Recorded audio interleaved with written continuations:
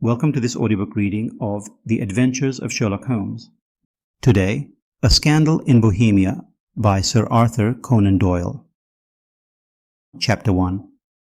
To Sherlock Holmes, she is always the woman. I have seldom heard him mention her under any other name. In his eyes, she eclipses and predominates the whole of her sex. It was not that he felt any emotion akin to love for Irene Adler. All emotions, and that one particularly, were abhorrent to his cold, precise but admirably balanced mind.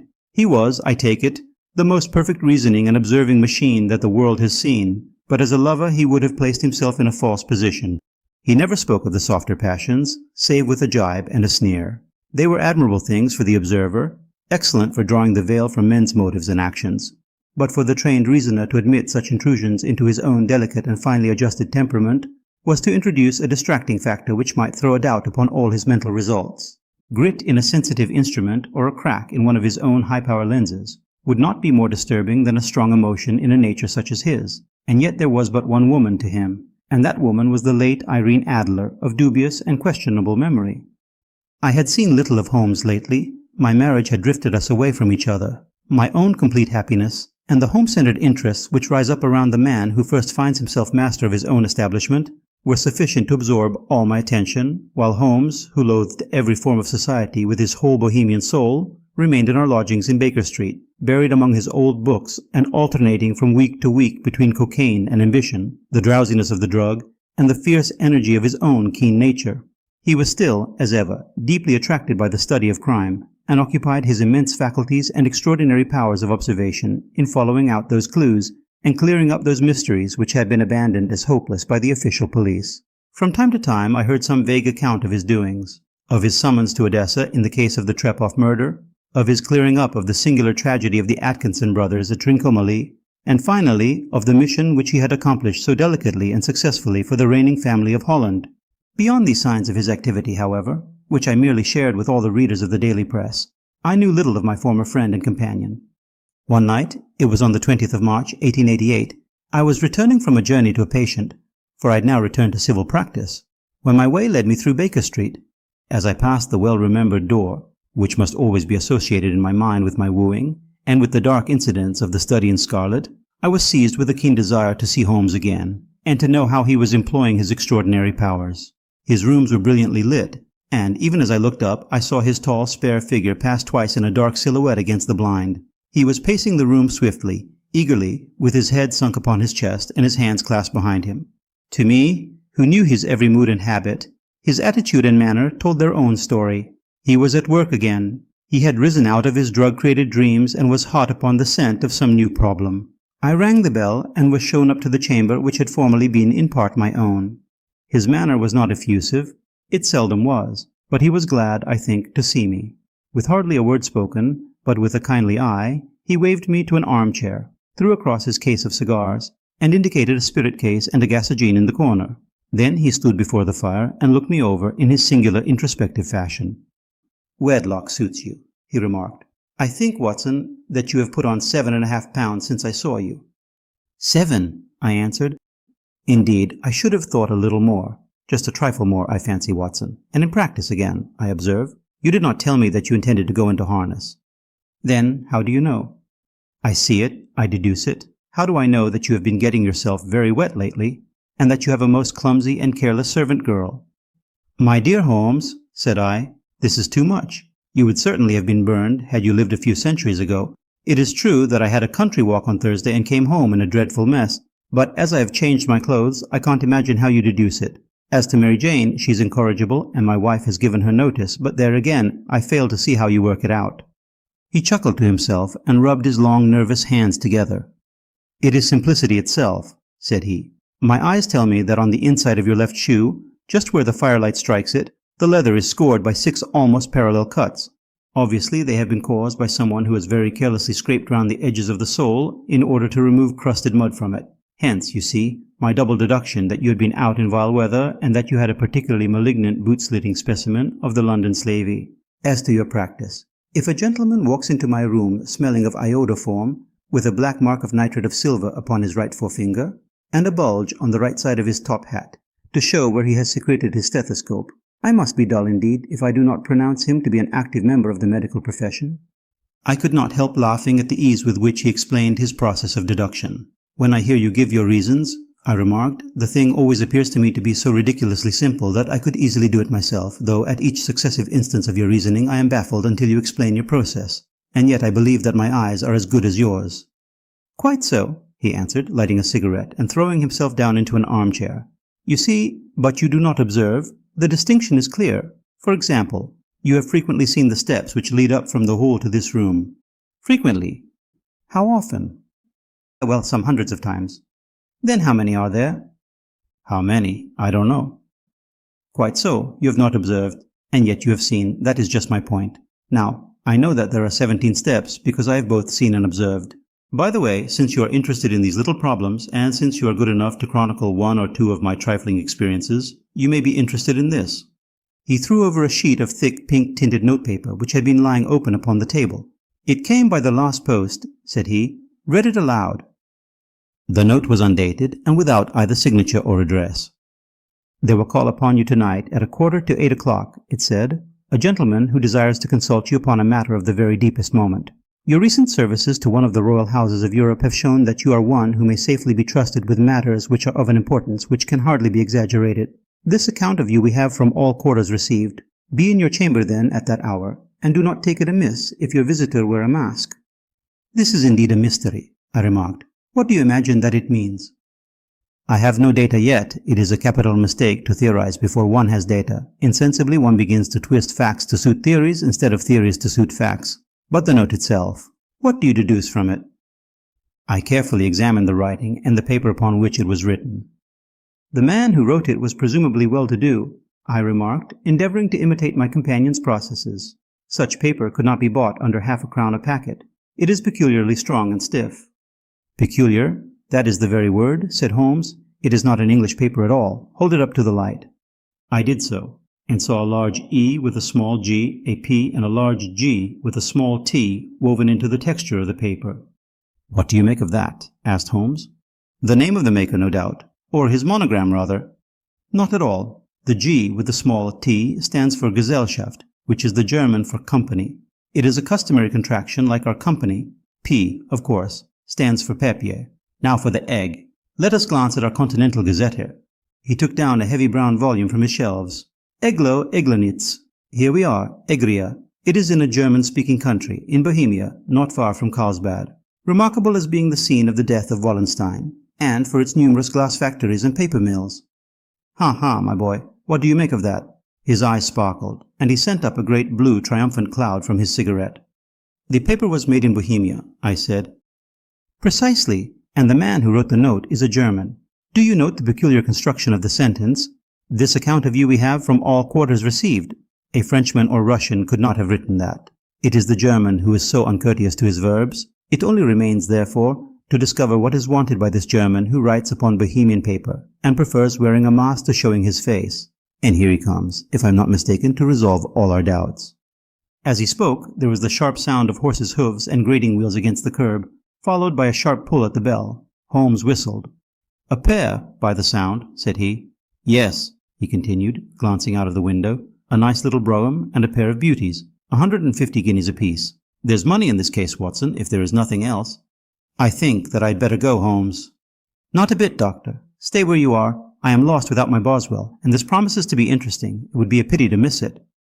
"But your client—" "Never mind him. I may want your help, and so may he. Here he comes. Sit down in that armchair, Doctor, and give us your best attention." A slow and heavy step, which had been heard upon the stairs and in the passage, paused immediately outside the door. Then there was a loud and authoritative tap. "Come in," said Holmes.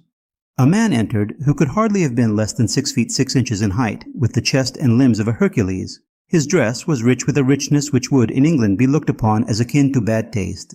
Heavy bands of astrakhan were slashed across the sleeves and fronts of his double-breasted coat, while the deep blue cloak, which was thrown over his shoulders, was lined with flame-colored silk and secured at the neck with a brooch which consisted of a single flaming barrel. Boots, which extended halfway up his calves, and which were trimmed at the tops with rich brown fur, completed the impression of barbaric opulence which was suggested by his whole appearance. He carried a broad-brimmed hat in his hand, while he wore across the upper part of his face, extending down past the cheekbones, a black vizard mask, which he had apparently adjusted that very moment, for his hand was still raised to it as he entered. From the lower part of the face he appeared to be a man of strong character, with a thick, hanging lip, and a long, straight chin suggestive of resolution, pushed to the length of obstinacy. "You had my note?" he asked with a deep, harsh voice and a strongly marked German accent. "I told you that I would call?" He looked from one to the other of us as if uncertain which to address. "Pray take a seat," said Holmes. "This is my friend and colleague, Dr. Watson, who is occasionally good enough to help me in my cases. Whom have I the honor to address?" "You may address me as the Count von Kram, a Bohemian nobleman. I understand that this gentleman, your friend, is a man of honor and discretion, whom I may trust with a matter of the most extreme importance. If not, I should much prefer to communicate with you alone." I rose to go, but Holmes caught me by the wrist and pushed me back into my chair. "It is both or none," said he. "You may say before this gentleman anything which you may say to me." The Count shrugged his broad shoulders. "Then I must begin," said he, "by binding you both to absolute secrecy for 2 years. At the end of that time, the matter will be of no importance. At present, it is not too much to say that it is of such weight it may have an influence upon European history." "I promise," said Holmes. "And I." "You will excuse this mask," continued our strange visitor.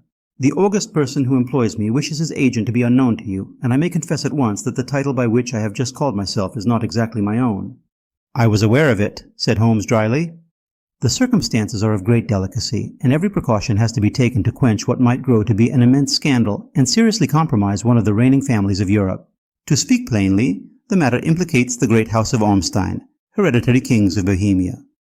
"I was also aware of that," murmured Holmes, settling himself down in his armchair and closing his eyes. Our visitor glanced with some apparent surprise at the languid, lounging figure of the man who had been no doubt depicted to him as the most incisive reasoner and most energetic agent in Europe. Holmes slowly reopened his eyes and looked impatiently at his gigantic client. "If your Majesty would condescend to state your case," he remarked, "I should be better able to advise you." The man sprang from his chair and paced up and down the room in uncontrollable agitation. Then, with a gesture of desperation, he tore the mask from his face and hurled it upon the ground. "You are right," he cried. "I am the king. Why should I attempt to conceal it?" "Why, indeed," murmured Holmes. "Your Majesty had not spoken before I was aware that I was addressing Wilhelm Gottsreich, Sigismund von Ormstein, Grand Duke of Cassel-Felstein and hereditary King of Bohemia." "But you can understand," said our strange visitor, sitting down once more and passing his hand over his high white forehead. "You can understand that I am not accustomed to doing such business in my own person. Yet the matter was so delicate that I could not confide it to an agent without putting myself in his power. I have come incognito from Prague for the purpose of consulting you." "Then, pray consult," said Holmes, shutting his eyes once more. "The facts are briefly these. Some 5 years ago, during a lengthy visit to Warsaw, I made the acquaintance of the well-known adventuress Irene Adler. The name is no doubt familiar to you." "Kindly look her up in my index, Doctor," murmured Holmes without opening his eyes. For many years he had adopted a system of docketing all paragraphs concerning men and things, so that it was difficult to name a subject or a person on which he could not at once furnish information. In this case I found her biography sandwiched in between that of a Hebrew rabbi and that of a staff commander who had written a monograph upon the deep-sea fishes. "Let me see," said Holmes. Born in New Jersey in the year 1858. Contralto. La Scala. Prima donna, Imperial Opera of Warsaw. Yes. Retired from operatic stage. Living in London. Quite so. Your Majesty, as I understand, became entangled with this young person, wrote her some compromising letters, and is now desirous of getting those letters back." "Precisely so, but how—" "Was there a secret marriage?" "None." "No legal papers or certificates?" "None." "Then I fail to follow, Your Majesty. If this young person should produce her letters for blackmailing or other purposes, how is she to prove their authenticity?" "There is the writing." Pooh, forgery." "My private notepaper." "Stolen?" "My own seal." "Imitated." "My photograph." "Bought?" "We were both in the photograph." "Oh dear, that is very bad. Your Majesty has indeed committed an indiscretion." "I was mad, insane." "You have compromised yourself seriously." "I was only Crown Prince then. I was young. I am but 30 now." "It must be recovered." "We have tried and failed." "Your Majesty must pay. It must be bought." "She will not sell." "Stolen then." 5 attempts have been made. Twice burglars in my pay ransacked her house. Once we diverted her luggage when she travelled. Twice she has been waylaid. There has been no result." "No sign of it?" Absolutely none. Holmes laughed. It is quite a pretty little problem, said he. But a very serious one to me, returned the king reproachfully. Very, indeed. And what does she propose to do with the photograph? To ruin me. But how? I'm about to be married. So I have heard. To Clotilde Lothman von Saxe-Meiningen, second daughter of the King of Scandinavia. You may know the strict principles of her family. She is herself the very soul of delicacy. A shadow of a doubt as to my conduct would bring the matter to an end. And Irene Adler? Threatens to send them the photograph, and she will do it. I know that she will do it. You do not know her, but she has a soul of steel. She has the face of the most beautiful of women, and the mind of the most resolute of men. Rather than I should marry another woman, there are no lengths to which she would not go. None. You are sure that she has not sent it yet? I am sure. And why? Because she has said that she would send it on the day when the betrothal was publicly proclaimed. That will be next Monday. Oh, then we have 3 days yet, said Holmes with a yawn. That is very fortunate, as I have 1 or 2 matters of importance to look into just at present. Your Majesty will, of course, stay in London for the present. Certainly. You will find me at the Langham under the name of the Count von Kram. Then I shall drop you a line to let you know how we progress. Pray do so. I shall be all anxiety. Then, as to money, you have carte blanche. Absolutely. I tell you that I would give one of the provinces of my kingdom to have that photograph. And for present expenses? The king took a heavy chamois leather bag from under his cloak and laid it on the table. There are 300 pounds in gold and 700 in notes, he said. Holmes scribbled a receipt upon a sheet of his notebook and handed it to him. And mademoiselle's address? He asked. Is Briney Lodge, Serpentine Avenue, St. John's Wood? Holmes took a note of it. One other question, said he. Was the photograph a cabinet? It was. Then, good night, Your Majesty, and I trust that we shall soon have some good news for you. And good night, Watson, he added, as the wheels of the Royal Brougham rolled down the street. If you will be good enough to call tomorrow afternoon at 3 o'clock, I should like to chat this little matter over with you. Chapter 2. At 3 o'clock precisely, I was at Baker Street, but Holmes had not yet returned. The landlady informed me that he had left the house shortly after 8 o'clock in the morning. I sat down beside the fire, however, with the intention of awaiting him, however long he might be. I was already deeply interested in his inquiry, for though it was surrounded by none of the grim and strange features which were associated with the 2 crimes which I have already recorded, still, the nature of the case and the exalted station of his client gave it a character of its own. Indeed, apart from the nature of the investigation which my friend had on hand, there was something in his masterly grasp of a situation, and his keen, incisive reasoning, which made it a pleasure to me to study his system of work, and to follow the quick, subtle methods by which he disentangled the most inextricable mysteries. So accustomed was I to his invariable success that the very possibility of his failing had ceased to enter into my head. It was close upon 4 before the door opened, and a drunken-looking groom, ill-kempt and side-whiskered, with an inflamed face and disreputable clothes, walked into the room. Accustomed as I was to my friend's amazing powers in the use of disguises, I had to look 3 times before I was certain that it was indeed he. With a nod he vanished into the bedroom, whence he emerged in 5 minutes tweed-suited and respectable, as of old. Putting his hands into his pockets, he stretched out his legs in front of the fire and laughed heartily for some minutes. "Well, really," he cried, and then he choked and laughed again until he was obliged to lie back, limp and helpless, in the chair. "What is it?" "It's quite too funny. I'm sure you could never guess how I employed my morning, or what I ended by doing." "I can't imagine. I suppose that you have been watching the habits, and perhaps the house, of Miss Irene Adler." "Quite so, but the sequel was rather unusual. I will tell you, however. I left the house a little after 8 o'clock this morning in the character of a groom out of work. There is a wonderful sympathy and freemasonry among horsey men. Be one of them, and you will know all that there is to know. I soon found Briney Lodge. It is a bijou villa with a garden at the back, but built out in front right up to the road, 2 stories. Chubb lock to the door. Large sitting room on the right side, well furnished, with long windows almost to the floor, and those preposterous English window fasteners which a child could open. Behind there was nothing remarkable, save that the passage window could be reached from the top of the coach-house. I walked round it and examined it closely from every point of view, but without noting anything else of interest. I then lounged down the street and found, as I expected, that there was a mews in a lane which runs down by one wall of the garden. I lent the ostlers a hand in rubbing down their horses, and received in exchange 2 pence, a glass of half and half, 2 fills of shag tobacco, and as much information as I could desire about Miss Adler, to say nothing of 6 other people in the neighborhood in whom I was not in the least interested, but whose biographies I was compelled to listen to. And what of Irene Adler? I asked. Oh, she has turned all the men's heads down in that part. She is the daintiest thing under a bonnet on this planet. So say the Serpentine Muse, to a man. She lives quietly, sings at concerts, drives out at 5 every day, and returns at 7 sharp for dinner. Seldom goes out at other times except when she sings. Has only one male visitor, but a good deal of him. He is dark, handsome, and dashing, never calls less than once a day, and often twice. He is a Mr. Godfrey Norton, of the Inner Temple. See the advantages of a cabman as a confidant. They had driven him home a dozen times from Serpentine Mews, and knew all about him. When I had listened to all they had to tell, I began to walk up and down near Briny Lodge once more, and to think over my plan of campaign. This Godfrey Norton was evidently an important factor in the matter. He was a lawyer. That sounded ominous. What was the relation between them, and what the object of his repeated visits? Was she his client, his friend, or his mistress? If the former, she had probably transferred the photograph to his keeping. If the latter, it was less likely. On the issue of this question depended whether I should continue my work at Briny Lodge or turn my attention to the gentleman's chambers in the Temple. It was a delicate point, and it widened the field of my inquiry. I fear that I bore you with these details, but I have to let you see my little difficulties if you are to understand the situation. I'm following you closely, I answered. I was still balancing the matter in my mind when a hansom cab drove up to Briny Lodge, and a gentleman sprang out. He was a remarkably handsome man, dark, aquiline, and moustached, evidently the man of whom I had heard. He appeared to be in a great hurry, shouted to the cabman to wait, and brushed past the maid who opened the door with the air of a man who was thoroughly at home.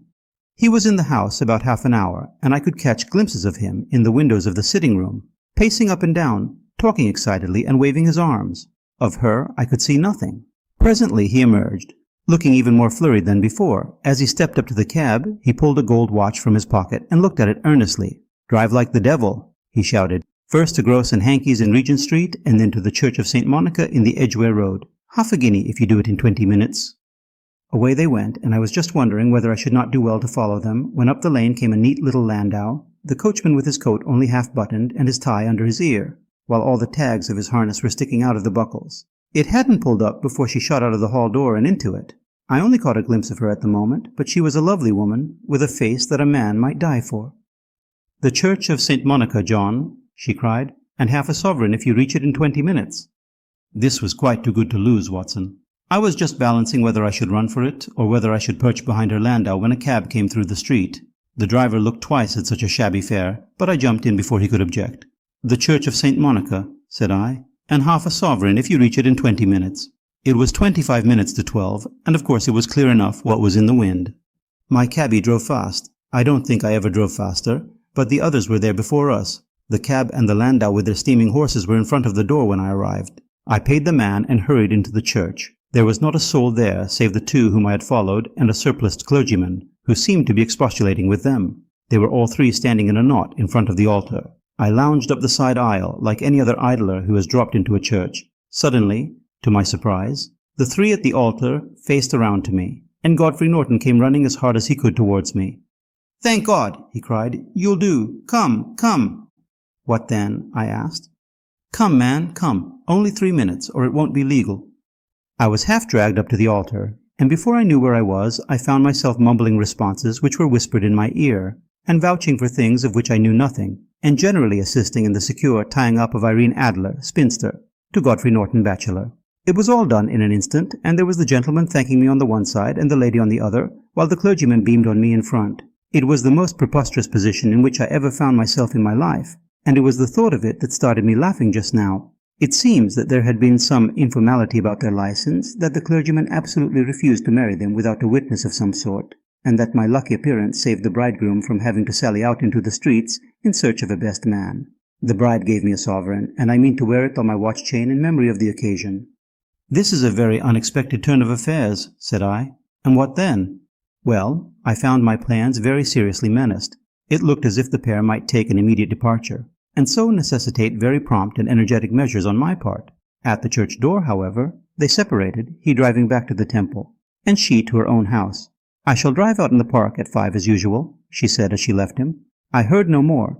They drove away in different directions, and I went off to make my own arrangements. "Which are?" "Some cold beef and a glass of beer," he answered, ringing the bell. "I've been too busy to think of food, and I'm likely to be busier still this evening. By the way, Doctor, I shall want your cooperation." "I shall be delighted."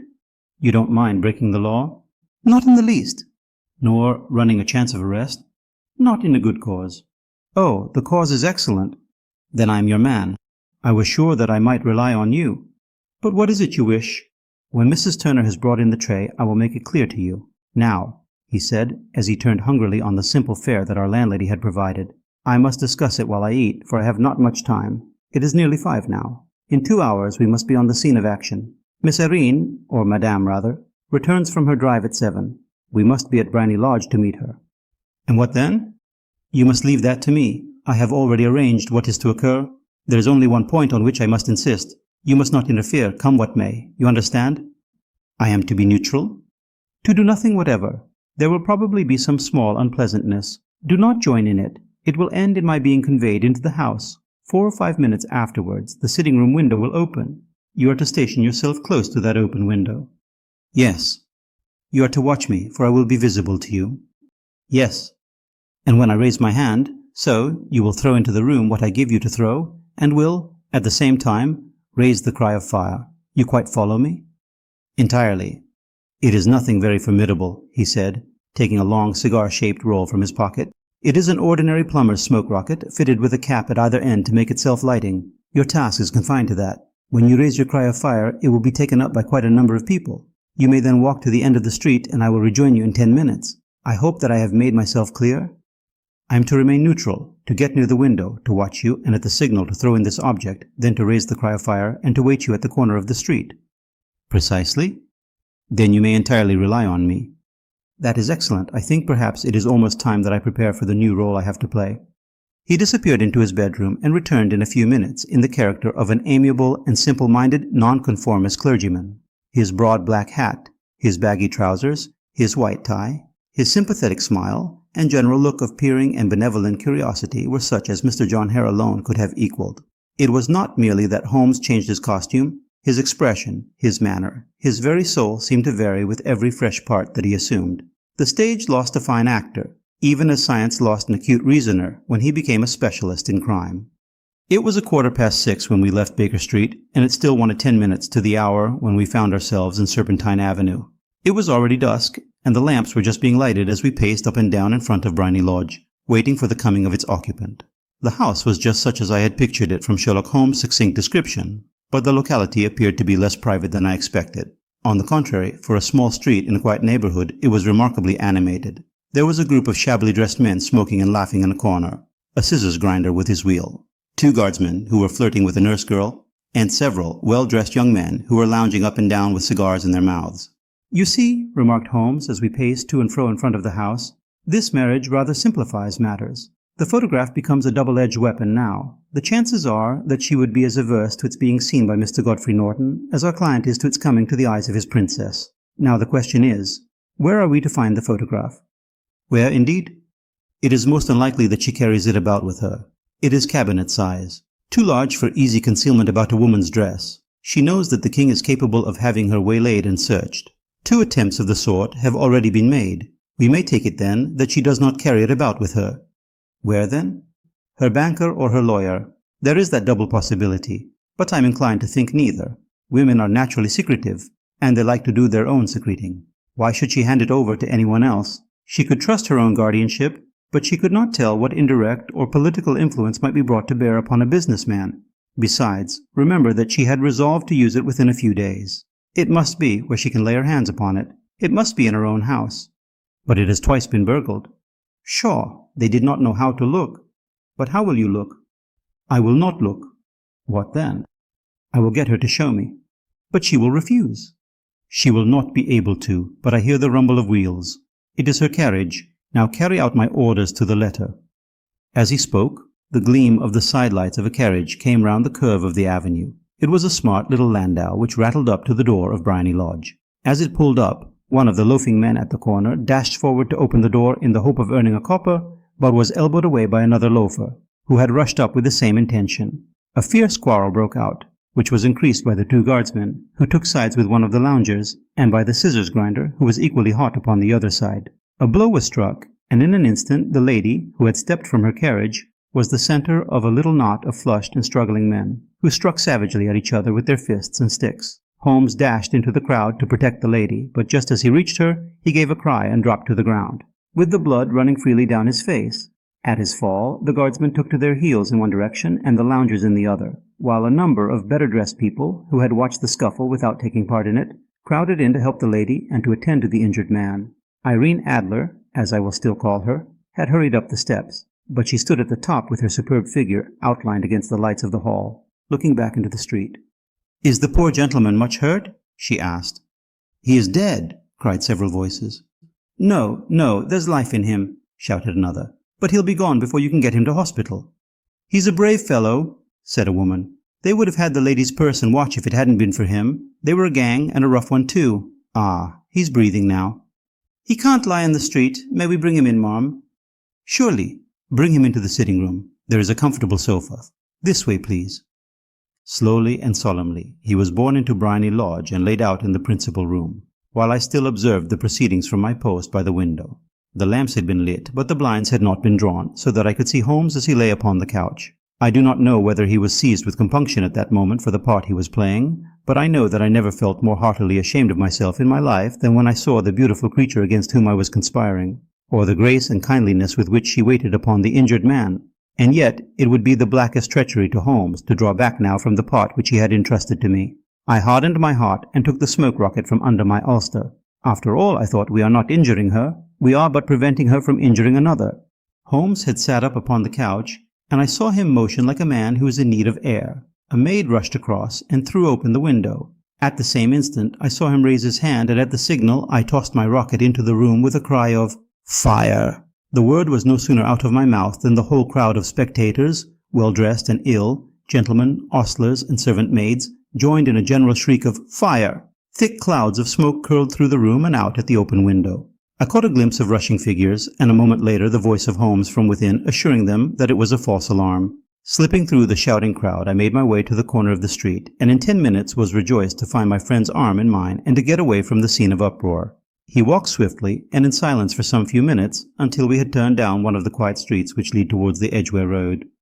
"You did it very nicely, Doctor," he remarked. "Nothing could have been better. It is all right. You have the photograph?" "I know where it is." "And how did you find out?" "She showed me, as I told you she would. I am still in the dark." "I do not wish to make a mystery," said he, laughing. "The matter was perfectly simple. You, of course, saw that everyone in the street was an accomplice. They were all engaged for the evening." "I guessed as much."